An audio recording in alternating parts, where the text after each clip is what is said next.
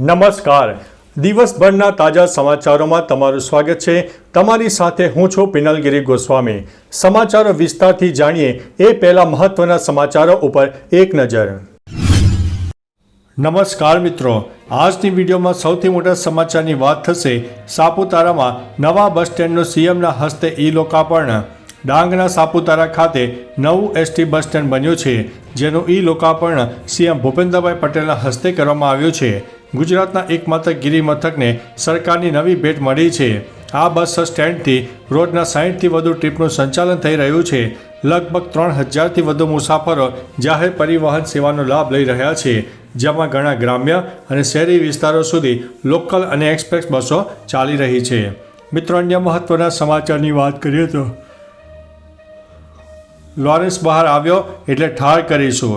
રાજપૂત કરણી સેનાના રાષ્ટ્રીય અધ્યક્ષ રાજ શેખાવતે લોરેન્સ બિશ્નોઈને લઈને ફરી એક વખત વિવાદિત નિવેદન આપ્યું છે. તેણે લોરેન્સને કાયર ગણાવ્યો છે. તેમણે કહ્યું કે દેશના યુવાઓનું ભવિષ્ય બરબાદ કરનાર કાયર માણસ 12 વર્ષથી જેલમાં છે. તે જામીન અરજી નથી કરતો, એ જેલમાં છે ત્યાં સુધી સેફ છે. જે દિવસે જેલમાંથી બહાર આવ્યો એ દિવસે અમારા ક્ષત્રિય યોદ્ધાઓ એને ઠાર ન મારે તો મારું નામ રાજ શેખાવત નહીં. મિત્રો, અન્ય મહત્વના સમાચારની વાત કરીએ તો સીએમ ભૂપેન્દ્રભાઈ પટેલનો ધંધુકા પ્રવાસ. સીએમ ભૂપેન્દ્રભાઈ પટેલ અમદાવાદના ધંધુકા તાલુકાના પ્રવાસે હતા. તેમના હસ્તે ધંધુકા વિધાનસભા ક્ષેત્રના 246.31 કરોડના 184 વિકાસ પ્રકલ્પોનું લોકાર્પણ અને ખાતમુહૂર્ત થયું હતું. સીએમએ ધંધુકા ખાતે સરદાર પટેલ હેલ્થ ફાઉન્ડેશન સંચાલિત RMS હોસ્પિટલની મુલાકાત પણ લીધી હતી. સીએમએ ધંધુકાના આકરુ ગામે પદ્મશ્રી જોરાવરસિંહ જાદવના લોકકલા સંગ્રહાલયના વિરાસતનું લોકાર્પણ પણ કર્યું હતું. મિત્રો, અન્ય મહત્વના સમાચારની વાત કરીએ તો એમ્બ્યુલન્સનો રસ્તો રોકવા બદલ 2.5 લાખ રૂપિયાનો દંડ ફટકારવામાં આવ્યો છે. કેરળના ત્રિશુર જિલ્લામાં એક કાર ચાલકને રસ્તા પર અમાનવીય વર્તન કરવા બદલ કડક કાર્યવાહી કરવામાં આવી છે. એમ્બ્યુલન્સને રસ્તો ન આપવા અને હેરાન કરવા બદલ કાર માલિકને 2.5 લાખનો દંડ ફટકારવામાં આવ્યો છે અને તેનું ડ્રાઇવિંગ લાયસન્સ રદ કરવામાં આવ્યું છે. આ ઘટના 7 નવેમ્બરના રોજ ત્રિશુર જિલ્લાના ચક્કકુડીમાં બની હતી અને તેનો વિડીયો વાયરલ પણ થઈ રહ્યો છે. મિત્રો, અન્ય મહત્વના સમાચારની વાત કરીએ તો ખ્યાતિ હોસ્પિટલ કેસમાં વધુ એક ખુલાસો થયો છે. ખ્યાતિ હોસ્પિટલે 2023માં બાવળાના રૂપાલ ગામમાં કેમ્પ દરમિયાન 8 વ્યક્તિને હોસ્પિટલમાં સ્ટેન્ડ મૂક્યા હતા.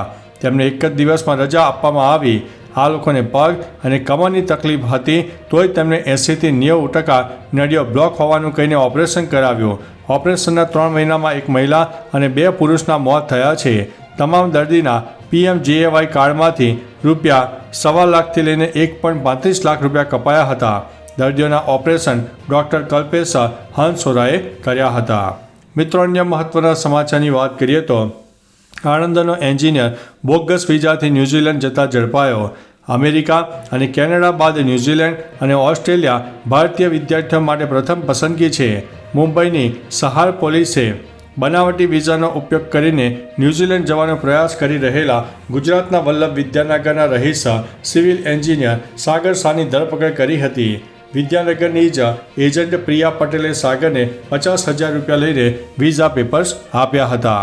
મિત્રો, અન્ય મહત્વના સમાચારની વાત કરીએ તો મૌલાના સજ્જાદ નોમિનીની દુઆઓ લઈને ટ્રોલ થઈ છે સ્વરા ભાસ્કર. બોલિવૂડ એક્ટ્રેસ સ્વરા ભાસ્કર ઘણીવાર ટ્રોલના નિશાના પર રહે છે. ફરી એકવાર ઘણા લોકો તેના પર ગુસ્સો ઠાલવી રહ્યા છે.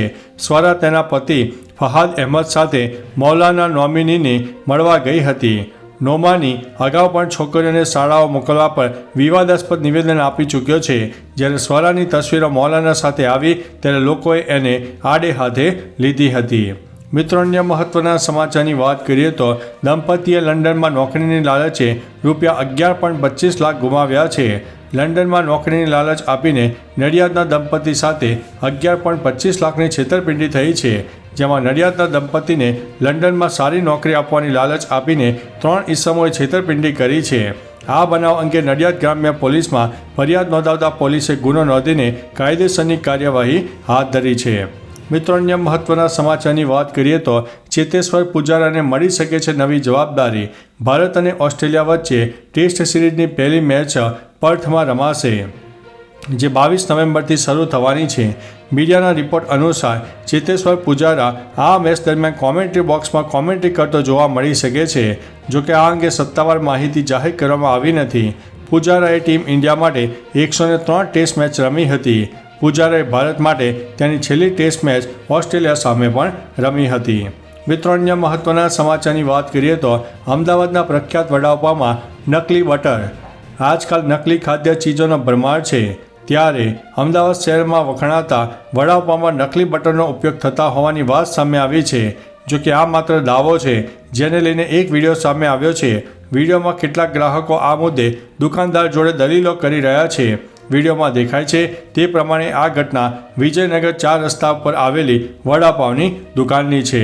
મિત્રો, અન્ય મહત્વના સમાચારની વાત કરીએ તો અયોધ્યામાં રામ વિવાહોત્સવની ભવ્ય તૈયારીઓ.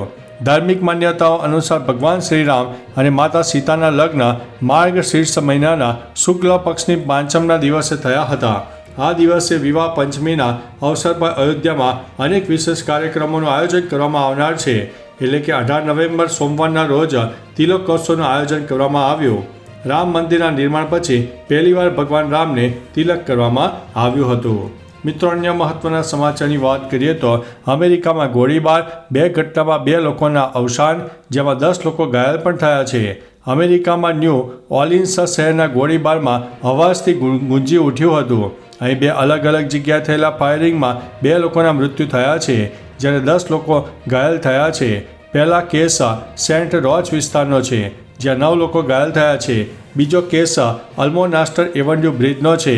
અહીં ગોળીબારમાં 2 લોકોના અવસાન થયા છે, જ્યારે 1 વ્યક્તિ ઘાયલ થયો છે. મિત્રો, અન્ય મહત્વના સમાચારની વાત કરીએ તો અમરેલીમાં સનાતન ધર્મ થયો છે શર્મસાર.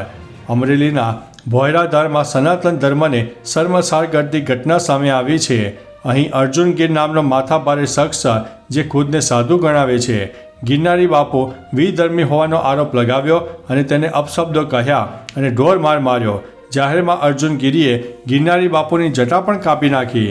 તેમની પાસે રહેલા મોબાઈલ અને રોકડ પણ લૂંટી લીધા. આ મામલે પોલીસ ફરિયાદ પણ નોંધવામાં આવી છે. તો ચાલો મિત્રો, ફરીથી દેશ અને દુનિયાના સુપરફાસ્ટ સમાચાર લઈને મળતા રહીશું. ત્યાં સુધી અમને રજા આપશો. નમસ્તે.